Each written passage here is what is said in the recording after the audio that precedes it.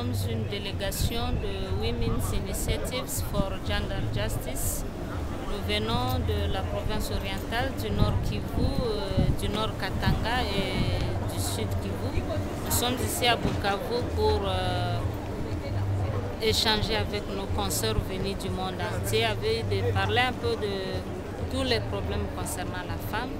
Et ça en tenant compte de 4 points: la paix, la démilitarisation, les biens communs, les violences et consorts.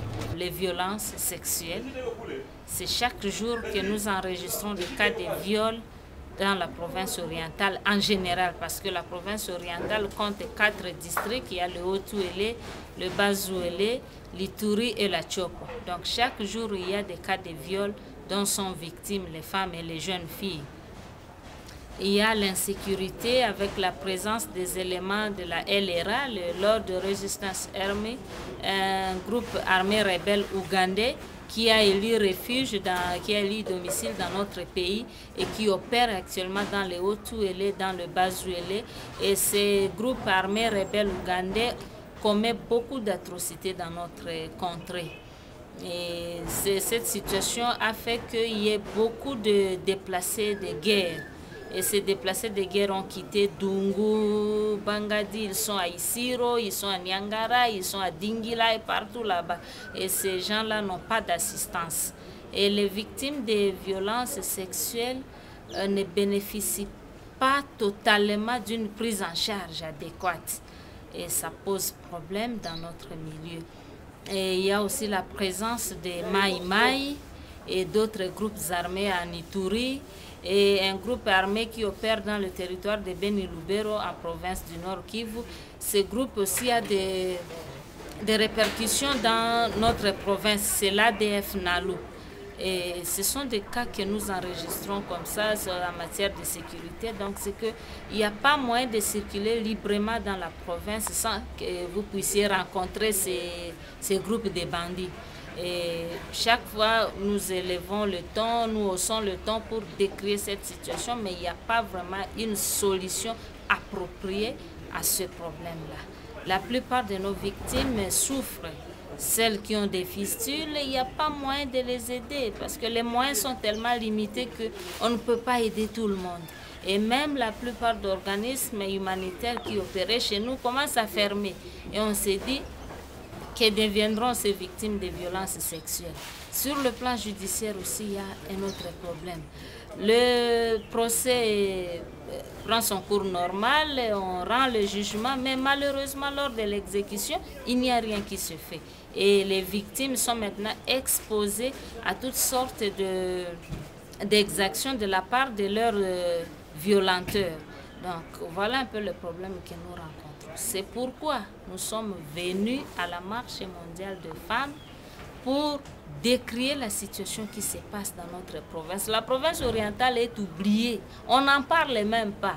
Dans tous les discours sur le plan national et international, on parle des autres provinces, mais pas la province orientale. Et on fait tout pour taire les dossiers de la LRA, et c'est ce qui nous rend malades.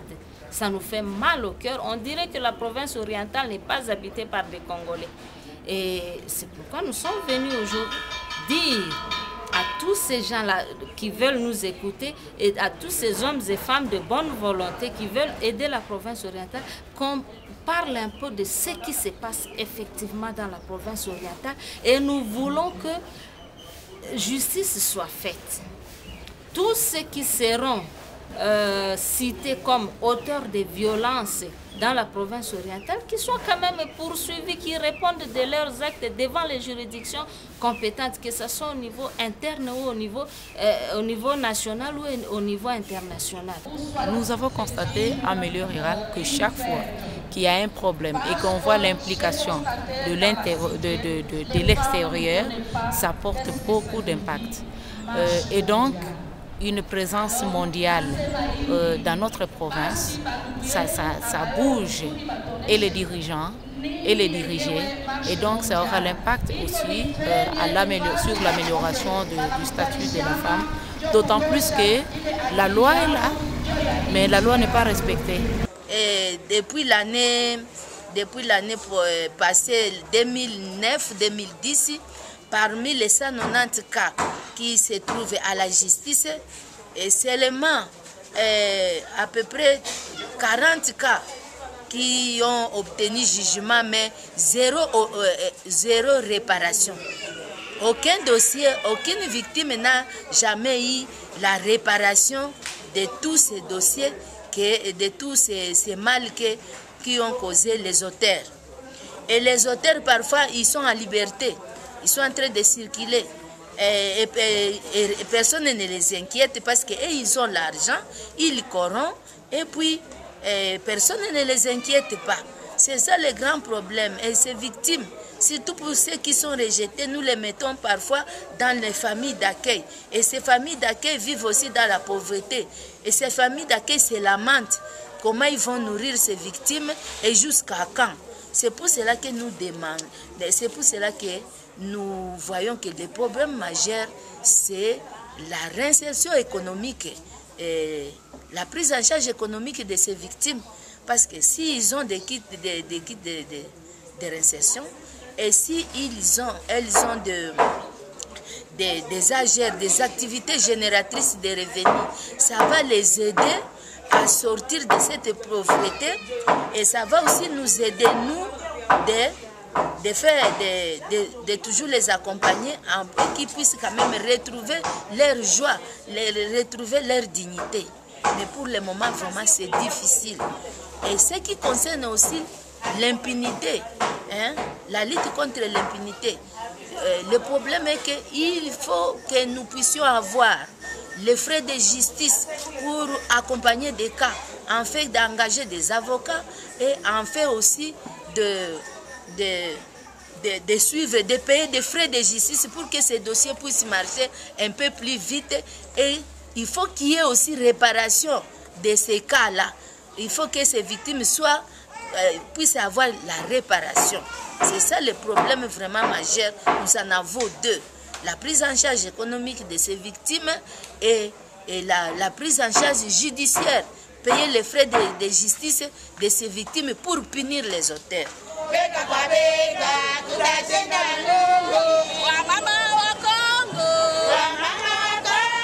En tout cas, moi personnellement, si j'ai eu l'occasion de se déplacer vers cette marche, c'est avec un grand espoir. Parce que là, nous retrouvons beaucoup de décideurs, beaucoup de bailleurs de fonds, les autorités locales de haut niveau, ils sont sur cette marche. Et nous sommes venus pour qu'on puisse s'exprimer. Et puisque la femme, pour qu'on puisse faire attendre la voix de la femme au niveau international, et pour que tous ces problèmes en synergie, nous allons agir ensemble et nous avons l'espoir qu'avec cette marche, ça va nous donner des résultats positifs. Les femmes vont passer de la théorie à l'action. Même les bailleurs peuvent passer de la théorie à l'action. Nous devons nous impliquer, nous et les autorités locales et nationales et les bailleurs des fonds, nous devons nous impliquer pour que la voix de la femme et que la justice soit rendue à la femme et que cette vraiment égalité des chances puisse exister et que vraiment l'action puisse être visible à travers la RDC pour cette marche. Merci beaucoup. Si nous sommes arrivés à Bukavu pour la marche mondiale des femmes, c'est dans le but d'acquérir des échanges, des connaissances par rapport à la lutte contre les violences. Nous n'avons pas des activités que nous avons organisées, mais le fait de participer à la marche va aussi nous aider à comprendre ce que font les hommes, les autres femmes des autres pays qui sont venus avec leurs expériences, avec leurs activités, leurs initiations qu'ils ont mis dans les stands. Et nous allons pouvoir nous approprier leurs stratégies en vue de mettre fin à la pauvreté dans notre milieu, en vue de susciter les femmes à se prendre en charge et aussi chercher des stratégies durables pour mettre fin aux violences liées au genre.